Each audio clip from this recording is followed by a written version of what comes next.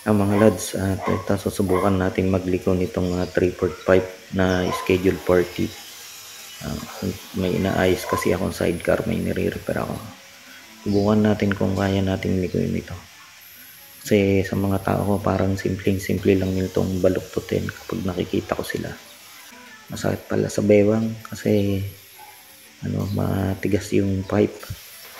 So pag sa kanila kasi parang simple lang at mukhang hindi nahihirapan yung mabigat palang likuin to. O ayan mga lods, natapos naman natin. Yan, re-repair na ako dun sa ating sidecar na inaayos.